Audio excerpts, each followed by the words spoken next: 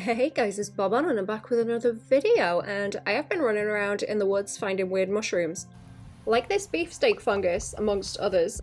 I did do a small digital study of this one, but I thought we would lean into traditional art for the next one. I've been posting some of the pictures I've been taking in the Patreon Discord and actually starting to mess about with some of the textures on these to use as brush assets, which I'll be selling on the Patreon as brush files once they're done, but I'll also be putting the tutorial up there early, just like this video was. Anyway, here is a close-up of the mushroom that I'm drawing. I think it is a shaggy parasol. It's not in the best nick. It's a bit nibbled on, but it was the one that was the most intact, so I decided to pick it and bring it home. I don't usually like to pick things and bring them home. I do eventually want to be able to identify more of these to where I can eat them though, so I'm trying my best to not ruin them, maybe pick the older ones where this one isn't as ripe. It's probably done its spores already. I do try and do a spore print later, which didn't really take very well, but I will show you what I did. Here is a clearer view of it. So as I'm drawing, I've got it further off in the back, just in front of me so that I can see it. And I'm trying to get it at an angle so you can see a bit of what's going on at the top and a bit of what's going on underneath. I specifically wanted to draw the gills just so that I could torture myself, I suppose, with all those lines, because I'm about to get quite heavy with the lines in there as I go away from the sketch and into that.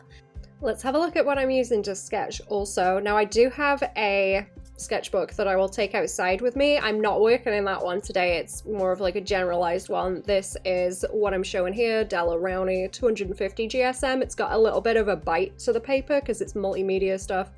I've used this stuff for years. It's like the same pad, so I've used alcohol markers, acrylic paints, watercolors, anything like that on it, which I will get into later. But what I'm going to use in terms of the pens is I've just got a really rubbish little Papermate HB fine liner that I've done my sketch with. I don't have a nice one. I have uni pen brush pens in sepia and black that I really like to use. I did use the Posca pen very slightly, but it didn't take very well. And a Uniball Signo white gel pen. I did use some very, very old watercolors that I just had lying around because I thought it would maybe look better if it had a bit of colour slapped on it. I think they were just from W.H. Smith. They are nothing fancy at all. Speaking of not liking to pick things, also, there is a very pretty tree with some very pretty artist bracket fungus growing along the trunk, and I went up the other week and noticed that the local scroats had decided to carve a willy into one of them, and I thought that's a shame because it's right where you can see it. The next time I went up after that, they had knocked the whole thing off of the tree and it was on the floor, just damaged. You can see all the mess on it. So I decided, okay, that's mine now. I'm picking that up and taking it home. With the artist brackets, you're supposed to be able to sort of carve into them a little bit and it will start to darken the flesh. So you can do etchings into them and then dry them and preserve them. I don't know if that one's going to dry out enough or if it's too damaged for me to be able to do that, but either way, I thought maybe it would make a cool shelf if I could stick it to the wall and even the back of it out, and maybe try and buff the wedge off of it.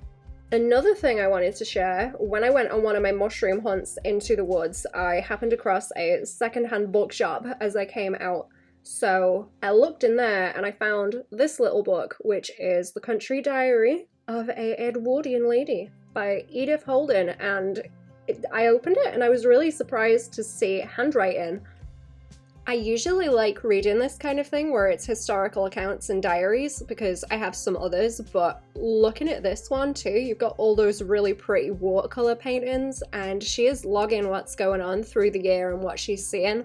At one point she talks about here that she has a book on toadstools and she's quite annoyed that one in particular that she found is not listed in there.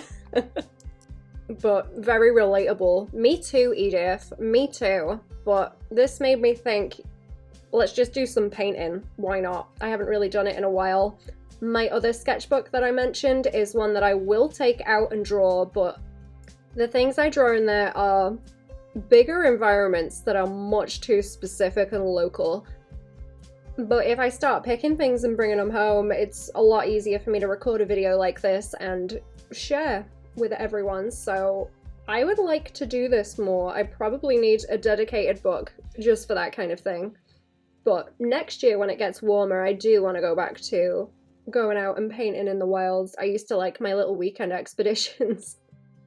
This small time lapse also is of me just pulling the mushroom apart to see if I could do a spore print. Unfortunately, I didn't really get anything from it. I think it already did drop its spores, so if I get more of them and do spore prints that are successful, I plan to use those as brush textures, hopefully. But yeah, that is what the final thing looks like. I am just about finished now. This is a lot more linesy than what I was looking at in the book with the illustrations that are more watercolored. I'm not the best at watercolors. I only used 2 different colors just to put something onto it because I thought it would be a bit boring if it was just the lines. But this was quite fun. There we go. More soon, and I will put links to my brush tutorial and files down in the description. Thanks for watching. Bye!